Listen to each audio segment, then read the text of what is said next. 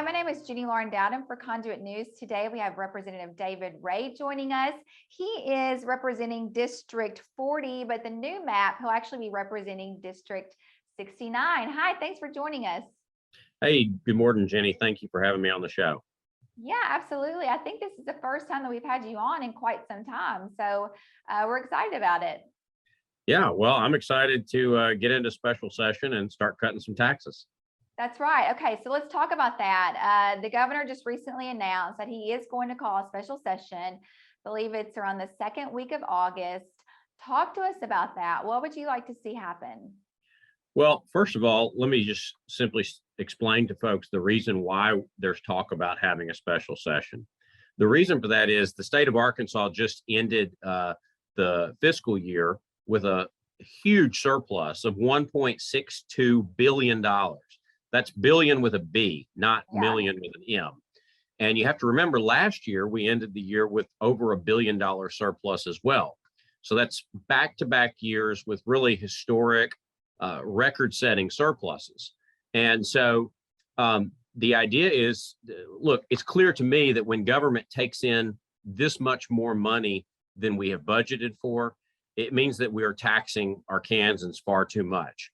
And so the point of a special session would be to go in and provide additional tax relief so that Arkansans can keep more of what they earn, to deal with the effects of this Biden economy, whether it's rising gas prices, higher prices for groceries at the grocery store, all of the effects of inflation that people are feeling. Yeah, so there are several things that we've heard the governor talk about. He's talked about particular tax cuts. He's talked about increasing teacher pay. What would you like to see happen specifically? Do you think that there's been a lot of conversation about teacher pay, school safety? Do you think those would be included as well and get the support of the legislature? Well, happy to talk about each of those. I'm going to start with the tax cuts. So I think that our first priority in this session really ought to be going in and expediting, fully phasing in the tax cuts that were passed in special session last December. That would represent about $440 million, I think, in individual income tax relief. That would be a huge benefit to Arkansans because it would take our top rate from where it's currently at 5.5 all the way down to 4.9%. And that would be retroactive to 2022. So people would be able to adjust their withholdings. They would feel that relief immediately in this calendar year. And, you know, the reasons that we would do this are they're so numerous, but, you know, cutting income taxes incentivizes work and labor and productivity, all things that we would want. It encourages job creation. It puts money back in the pockets of hardworking Arkansans by letting them keep more of what they earn. And it helps our small businesses. A lot of folks forget sometimes that, you know, LLCs, S Corps, sole proprietorships, a lot of our small businesses pay the individual income tax rate as opposed to the corporate rate. So there's a lot of benefit to going in and doing this now. You know, look, as far as other priorities go, listen, when you have a $1.6 billion surplus, there's not going to be any shortage of ideas for how to spend that money. Yeah.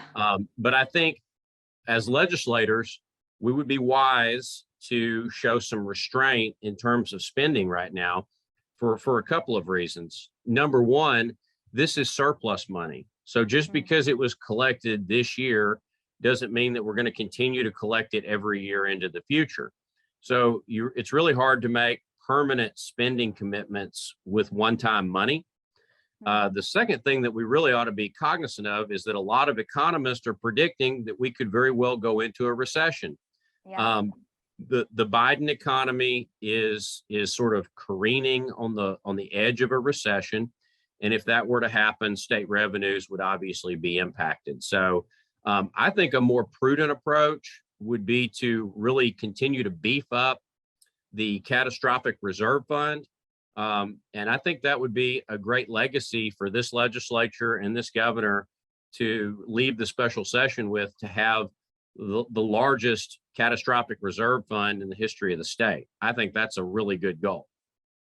Let's talk about this for a second. We can talk about tax cuts all day long. The Arkansas budget continues to grow, however, though, outpacing inflation.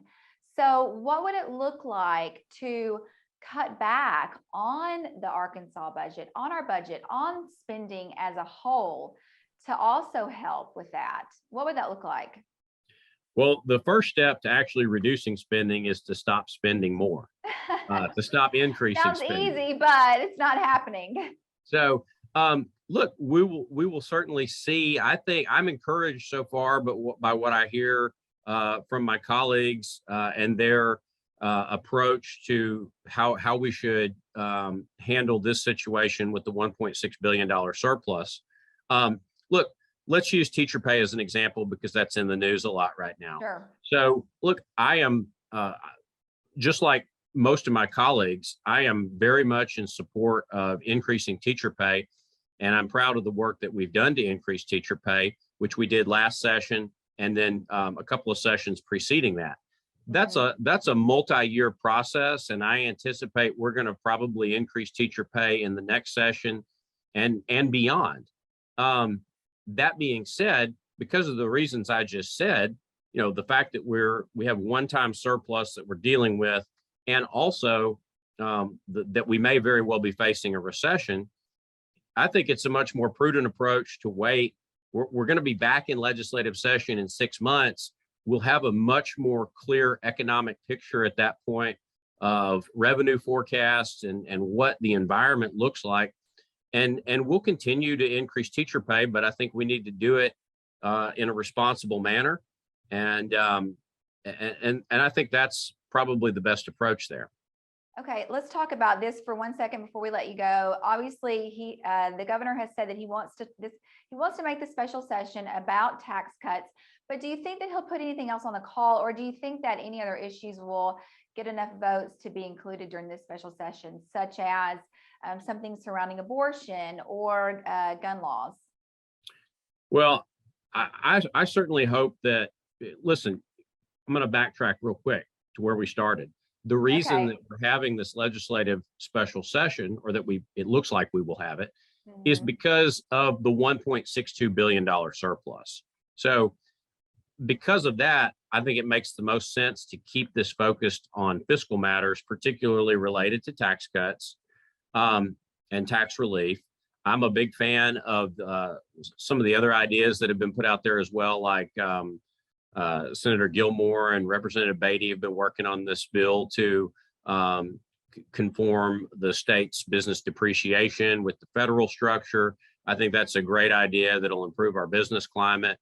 Some of these other things that really aren't related to the budget that people want to put in there just because they see an opportunity, I think a lot of those ideas would be better to hold off until the regular session next January, when we can more thoroughly vet them and debate them.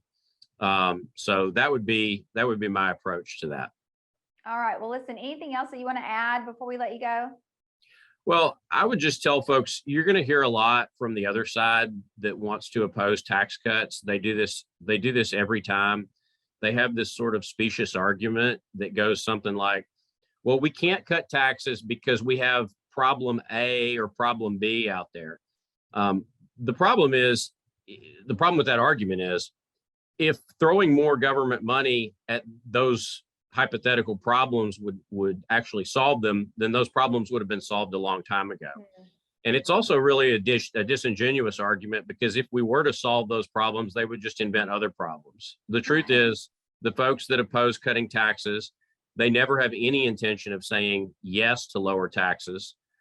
They believe that government knows best how to spend your money that you earn even better than you know. And I simply subscribe to the simple belief that individuals and families know best how to spend their hard-earned money. And so we can agree with you on that. Yeah, I would just encourage folks. You're going to hear a lot of that from the naysayers in the coming days that say we shouldn't cut taxes. We can't cut taxes for, various and sundry reasons. But I would just tell folks to stay the course. This is going to make our state much better in the long run. Well, great insight. Thank you so much for joining us, and I hope that you come back on again soon. Thanks so much.